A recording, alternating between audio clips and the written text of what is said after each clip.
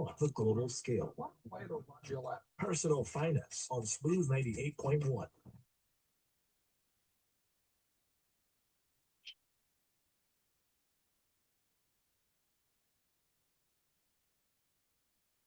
All right, Lagos, 17 minutes going to survive, and you are tuned in to Personal Finance here in Smooth 98.1. Today on Personal Finance, actually, it's going to be an interesting one. Why? Because when we keep talking about build Nigeria, grow your wealth and all that, some people always like, Nigeria, okay, we've been trying, it's not working. But hey, we're going to be talking about how you need to plan and strategize to build wealth in Nigeria. And hey, my guest is a Nigerian CEO who is joining us all the way from the Kingdom of Saudi Arabia in Riyadh. And my guest, yes, I need you to make welcome Solomon Animashaun. He's the Chief Executive Officer of TAG. And TAG is a specialized firm that bridges the gap between ambitious corporate vision and a measurable business transformation. So, good evening, Solomon, and good to have you here. Good evening. Thank you for having me. Thank you. All right, Lagos, you also get to be part of the conversation in case you're wondering, okay, how is it that he's in Riyadh and how's it making money, or what exactly is it about making wealth in Nigeria? How does that pan out? Anyways, that's why we're going to have this conversation. So, in case you weren't wondering how to do that. So, oh, yes, to be a part of the conversation, WhatsApp is a platform for you to share your contributions, your thoughts, questions. That's welcome. 0911 999 0911 999 091. And talking about building wealth, why did you, let's even start from where you are right now. When I heard Saudi Arabia, I'm like, okay, you're not in Nigeria. How is that? Okay, first off, why did you pick Saudi Arabia as your where you want to grow your business from as a Nigerian? How is that even the first place to start your firm? Thank you. Thank you for the question. I think the answer to that question, I think, is actually linked to the topic we're talking about, because I think one of the most important things you have to consider when you're trying to build wealth is you have to be able to have the foresight and vision to think about what's coming in the future, and where the evolution is happening. And I think when you look at Saudi Arabia, it has a clear vision. It's not just a vision; it's a roadmap where the execution is also happening. And if you have the opportunity to visit the kingdom, you'll see that the whole country is literally a building site. So for someone like me, I see that as opportunity. I see that as a environment that requires lots of solutions. And for a company, if you look at what my company does, we support this type of vision because we provide the structured execution needed to achieve this type of transformation. Awesome. And it makes me wonder though, when people think of Saudi Arabia, honestly, I know wealth is the next thing that comes to mind because, oh my days, it's beautiful just from the pictures. But can wealth be built here in Nigeria where I am? Is it something that can be translated from there here? Knowing our economy, knowing how things can be 1 minute up, the next minute is looking like it's crazy. Yeah. Again, another very important question. I think the short answer is yes. I think wealth can absolutely be built in Nigeria. I think Nigeria's biggest resource isn't actually oil. I think most people, when they think about Nigeria, you think about the similarity between Saudi Arabia and Nigeria. You have two nations who have been blessed with this resource. But I think from my vantage point, what you see is, when you see what's happening here in the kingdom, most of what's been leveraged. I mean, granted, a lot of what they're doing now has been funded by that resource, but we're at an inflection point in terms of what's happening in the world right now, and data and AI has really sort of come to the forefront. And Nigeria, with over 200 million citizens, I think is sitting on a gold mine, because I think data is a resource that people don't actually fully understand the true value of. So I think in terms of, can you build wealth in Nigeria? I mean, I'm just conscious of our time. The answer is absolutely yes. And I think we're sitting on a gold mine, and that wealth can be built by people who understand the value of that data and who know how to commercialize the opportunity. Okay, so we have the human capital, so it is something we can invest in, and if done right, we can cash out, more or less. Okay, so Yeah, I mean, infrastructure. Okay, go ahead. Go ahead. yeah, it's something that you can think about on a very practical level for Okay. the average Nigerian. Because I'm just conscious that if I'm speaking on brand, I want to talk about enterprises, I want to talk about businesses, but on a practical level as well, what this means is that the average Nigerian can literally build, value and build wealth using this technology, using this tool. And that's something that they didn't have access to before, So again, True. I think if I'm contextualizing it, I also want to recognize and I guess, also speak to the fact that it's not just about enterprises, it's also about individuals. Okay. I like the fact that you clarified on that, and it's you know, things we need to learn and figure out how we need to evolve with the times. And I like the fact that you also mentioned how AI is helping us do that right now, but also we don't want to be caught up in the whole space of technology and not be able to differentiate, because sometimes I'm sure you've seen this once. You've seen things at several times where now people are beginning to question what is real and what's not, where AI is concerned, and all this. So it's also how we need to figure out with the job market and having to put people in place.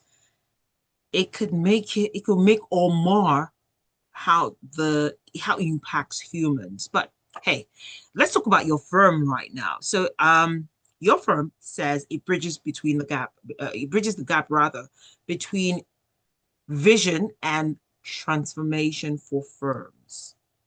Can you expatiate on that? Yeah, sure. So like, I think when you look at typical consulting firms, what you find is that most of those organizations are providing you with strategic insights, but they're not necessarily implementing the strategic solutions that they suggest, that they recommend, and you find that you're then having to engage in a new endeavor, which is, okay, how do we implement this wonderful strategy? And essentially, someone has basically presented you an idea, but the real key is the execution of that idea, right? I could tell you this is how you get from Aguda to Mushin, right? But there'll be people in Nigeria that know exactly how you need to make that journey, True. especially at 8 o'clock in the morning, right? I tell you, right? And this is, I think, the best way for me to kind of, articulate, contextualize what we do is that, we bridge that gap, because there is a real gap in terms of, okay, there's a vision. How do we actually get to the destination? Okay. So this is where I want to go. Okay. This is how you get there, but then, okay, now execute it, right? You have lots of people who want to lose weight, for example, and they'll read lots of books, they will talk to lots of people, watch lots of YouTube videos. But you actually have to take action in order for the outcome, to To see the come. outcome.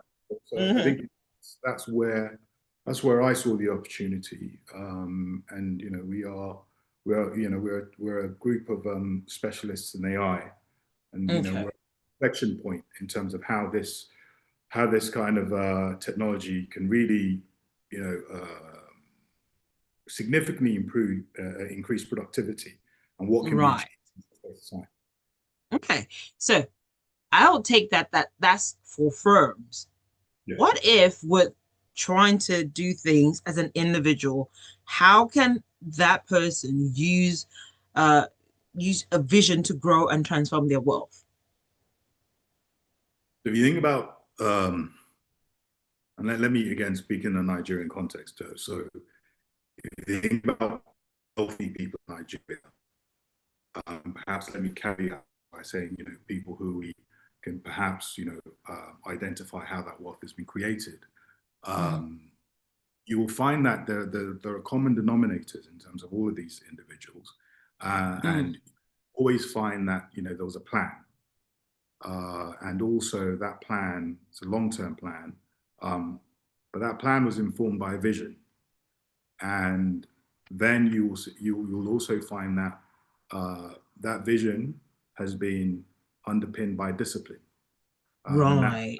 so has basically been evolved over time, and that's where I think a lot of people maybe miss the point when you think about the topic today, because patience sometimes When they say it's a virtue, these are the kind of things they're talking about, because you have to be patient to want to. Growing wealth is not something you do, you sleep and wake up and it's done. It is putting in the work and seeing it grow over time. This reminds me of how it is, we see some big brands and we think, oh, they've been making money forever. It didn't happen overnight. I remember reading a book. Was it a book? I remember seeing. I'm trying to remember if it was a book or something. But this had to do with Dangote and how he said when he had his millions, he had to sleep on it. Like, okay, so this is what I earn. I have amassed. Let me see how he feels to be in this space. Some people will freak out. But he didn't. He just said, okay, this is what I have achieved. Let me breathe and re-strategize and see how to make things work. And it just shows the mindset. You also need to have the positive mindset. You also have to look at how it's not the end, but the continuous cycle. But yeah, that is why we are talking about. Go ahead. I would add disciplined action. So Okay. There are no shortcuts when you talk about patience, and I think if I think about the current economy in Nigeria, and you look back to the election and you look back at some of the key decisions that had to be made, such as subsidy removals, such as what happened with the central bank, Right. what's happened with the parallel market. All of these decisions require patience to see positive outcomes, right? Right. Look at the GDP, you can see it's a different story today than what we had during election. Oh, yeah. You look at the Naira, you see that we have a different situation today than what we had during election time. And that tells you that, you do have to be patient in order to see the outcome, and you have to be consistent in terms of, the action. So I think sometimes because of the state, the poor state of the economy, Right. a lot of people lack patience, and also because of our attitude as Nigerians, a lot of us is grab, and grab, and patience. They don't necessarily align well. Oh, Jays, you went there. Anyways, Lagos, we still have lots to talk about. And hey, we'll touch on something that you've also spoken a bit about, which is trying to get rich quick. But we have a quick breather. So let's take that breather. When we get back in, we'll talk about how it is people want to get rich quick and then find themselves in loopholes. Lagos, don't move a muscle. Stay tuned to Smooth 98.1. Love life. Okay, we'll be back in under a minute. We'll be back in. A minute? Okay, cool. There are players Then Agbabolas, MVP, Player of the Year, 10-0, no rival. Become an Agbabola with a new improved Maggi chicken flavor, made with a flavorful formation of onions, celery, turmeric to bring out your top game in the kitchen. Elevate the taste of your everyday dishes with delicious, rich chicken flavor. Oh yeah, let's go. New Maggi chicken flavor, my game changer. Daddy, Hello, Diola. I just want to say that I love you. Oh, I love you too. Hello, Daddy. I just want to say again that I love you and I like that we look alike. Hello, Auntie. Hi, Diola. How are you? I'm fine. How's family? I hope everyone is good. My regards to everyone. I will, my dear. Diola, this is the third time you're calling me. How much airtime do you need? Okay. Well, Talk Master. I'm basically getting 6 minutes free talk time for every 6 minutes call I make every day, plus 50 MB data bonus. And for new customers like me, I get additional 25 minutes talk time and 1 GB data welcome bonus. That's why I only make calls if I glow line now. Enjoy free 6 minutes plus 50 MB data on every 6 minutes call you make in a day. Uncloak, Talkmaster, and enjoy a one-time 2,000 naira welcome bonus. That's a 25 minutes talk time and 1 GB worth of data. Get your glow line and dial *606# to enjoy. Terms and conditions apply. It's all about your finances made easy, because financial education is about not working for money. For money, personal finance on Smooth 98.1. Okay, going back in.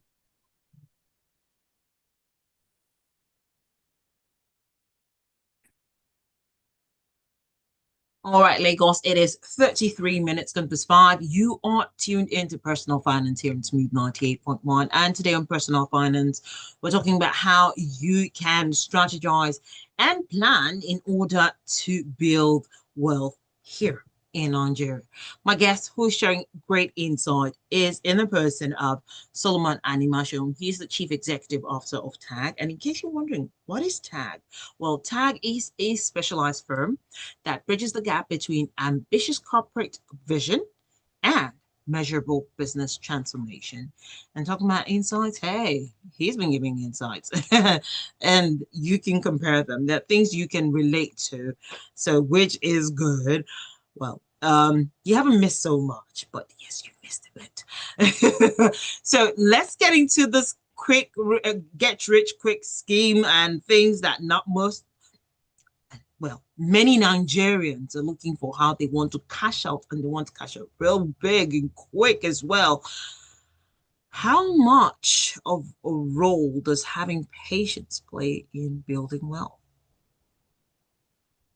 So like, I think we were touching on it earlier. I think it's fundamental because it's a multiplier. Wealth grows quietly through consistency and disciplined action. It's not about shortcuts, I said earlier.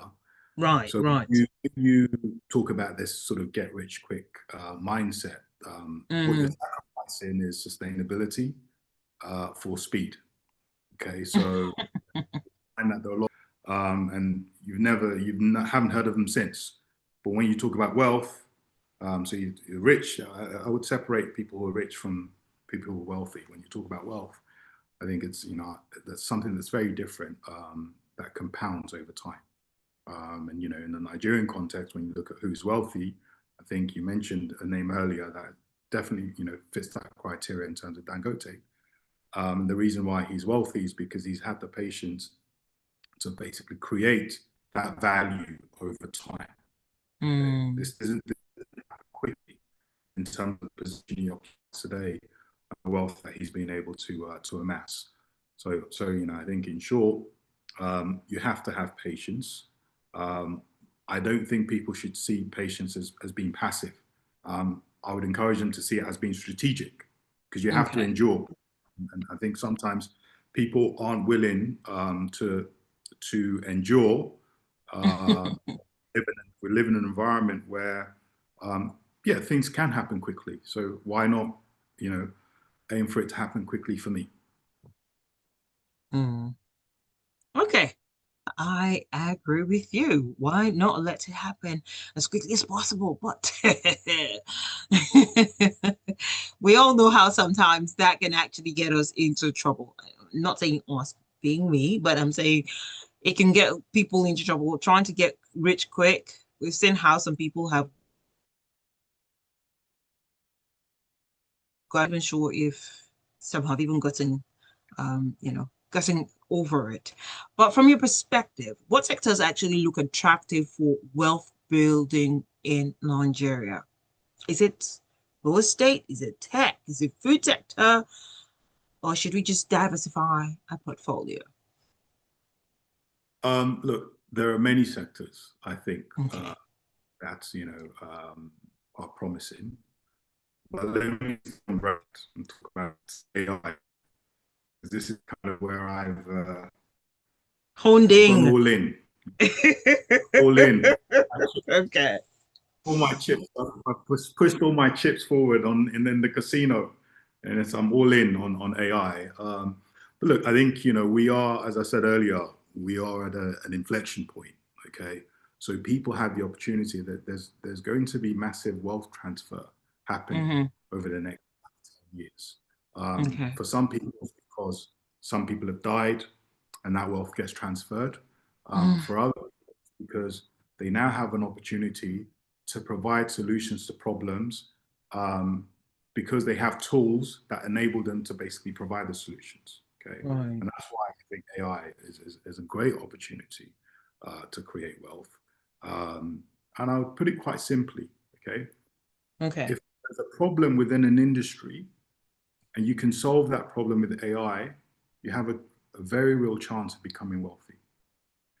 Okay. And that's the simplest way for me to articulate it, because AI can solve lots of problems. And I'll contextualize this with examples, real life examples. So, I mean, InterSwitch is a tech company, for example. They solve the problem, and you see it's worth over $1 billion now. There's a company called CoreWeave. And going back to what I said earlier about Nigeria and gold mine, we realized that because of AI, people are going to need infrastructure. Okay, so they started to build the infrastructure that AI sits on. They are less than 10 years old and they're worth 19 billion. Okay, so that tells me 19 billion Naira dollars, though. I just want to clarify. And they are providing solutions to a small part of the market in terms of the overall size of the total adjustable market size. Now, if I look at the adjustable market, and I just want to focus on just that one area, I've just given you a reference point, $19 billion. Okay, so I think people should simplify what they're trying to do when they look at opportunities. And I encourage people to find solutions to problems in certain verticals. So, for example, my company is developing an agentic AI solution that will solve customer service challenges. Okay? Ooh, nice. You can apply it across multiple verticals. And when you have environments and countries that are still developing, it's inevitable that this will be a challenge. People want information. How do they get information? So having agentic AI tools that speaks lots of different languages, that is, truly agentic, so it can reason, it can tell if you're angry, if you're sad, and it can do lots of different things, right? I see that as an example of what you could do as an idea that could eventually lead to a wealth creation. But there are several that we could talk about. But again, I don't think we have much time. Yeah, well, true. If we want to talk about, because yesterday we were talking about, I had a guest yesterday and we were talking about agentic AI, and it kind of blew some people's mind. They were like, okay, is this going to be coming for our jobs? In a sense, yes, if you are not upscaling yourself. But that's another conversation entirely. Let's not digress. But yeah, talking about tech and how it is we need to build things.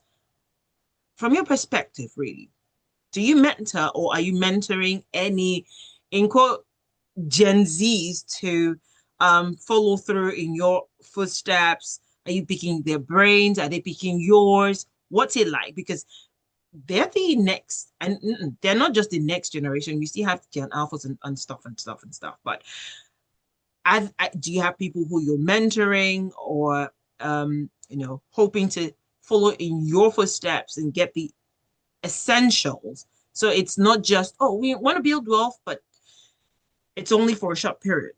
So they know that it's also long term, as you've been, sharing this insight and not just taking it outside. No, we're, building wealth within Nigeria and also taking that narrative along with them.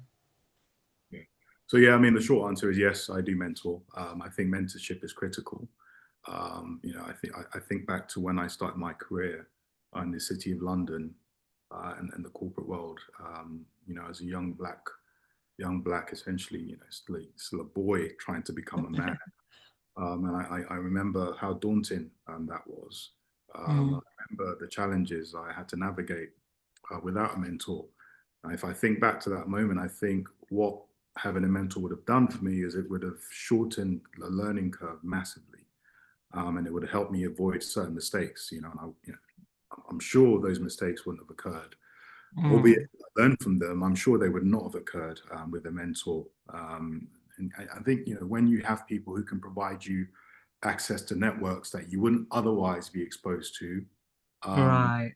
really shorten the journey as well in terms of your journey to success, right? Because as long as you can demonstrate value to that network, then it's a huge opportunity. So yes, I do mentor, and I have benefited from mentors as well who have challenged my thinking.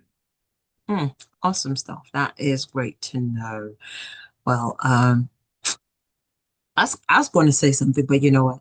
It's too early. I'm not sure if I could also want to be a mentor. I could also want to, I could want to be a mentee and see how that works. But we'll see how that all works eventually. I know it's still early days for me. So, well, growing and building, that's something I'm looking forward to. Anyways, as we kind of wrap up on the conversation, what advice would you give to someone who's listening now that's thinking, oh, I have to build wealth? The economy isn't really so great right now in Nigeria, but at the same time, they just need to make things happen. Also, knowing that you cannot get there at a snap of a finger, you have to grow it. What would you share to make that person know that, okay, they're on the right path? All they need to do is keep going at it. Okay, I mean, so I think there are different dimensions to this. Yes, I am in Riyadh. I have a strategic focus here, but I have a personal interest in Nigeria. And I think when I think about, how Nigeria itself can build wealth, I think it should really look to tap into the insights that people who are based in environments that are a good model for wealth creation. And I can't think of many examples better than Saudi Arabia in terms of how do you go from a vision to something amazing. Okay. And I'm kind of right in the middle of that, providing some of the largest and most ambitious enterprises in this region and beyond. And I think that this insight, I have no doubt, is something that Nigeria can leverage. So I would encourage leaders, in the public sector and the private sector, to seek to engage people who have insight and critical when it comes to how do you take something from vision to reality. Right. Then think about the general economy and the average citizen. It doesn't matter where you are really, but you building wealth always comes down to clarity, consistency, and courage.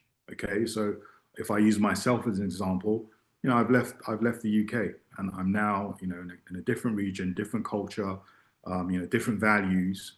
But there's a reason for that. That's where the courage part comes in terms of the clarity. For me, it was very clear to me that in terms of evolution and in terms of, you know, where's the action? The action's here, right? And if you look at the migration from called superpowers, there is a big shift going on. There's a big shift going on, you know. Right. I think China has taken a innovation, big leap in terms of innovation, and also Saudi Arabia is doing, you know, similar in terms of its evolution. If you look at where it was not so long ago. True. So for the average citizen in Nigeria, I would say that, you know, think about some of the themes that have come up in today's conversation and try to have clarity. Okay, where do you want to go? That's where you start. What do you want to be? Where do you want to go? Okay, you have to know that before you try to get there, right? And then, you know, then once you have that kind of clarity, then you need to be consistent. Okay, you need to have a plan, you need to have a structure, okay, something that's going to get you there, right? And then you need to, you know, sometimes you need a bit of luck as well. But I think as long as hard work is always consistent, then, you know, the luck will eventually find you. Ooh, all right. And that is how we draw it today on personal finance. But for anyone who's looking to be mentored, how can they reach out to you? Your social media handle, somewhere where they can find you to get more insights. Well, or even a couple buddy. My social media handles have been revamped at the moment. I think the best way to maybe find me is, you know, my company, tagai.sa, one avenue, so tagai.sa. But you can also find me on LinkedIn. So if you search for Solomon Animashaun on LinkedIn, you'll find me there and you can connect with me there. And I'm happy to collaborate with people who, you know, who wish to do so. All right, Lagos. I'm hoping that is something you've gained immense knowledge of and from, especially for those who are always thinking, okay, I want to build wealth. Is it possible to do that even in Nigeria, either as an individual or as a corporate body? It is something you can get into. But that's what we're talking today on personal finance. And yes, I've enjoyed this conversation a lot. However, if you missed out, not to worry, I'll share how you can always go back and catch up on it. But in the meantime, there's more music lineup for you to keep you company. It's a Wednesday, so you know the music is one that's going to get you pumping and growing. Your earning. Thank you so much. It was really good having you. My pleasure. My pleasure. All right. Have yourself a pleasant evening. Yes, and feel free to connect. Like I said, connect on LinkedIn. I will. Most definitely. Happy to be with you. We'll do that. All right, take care. All right. Bye.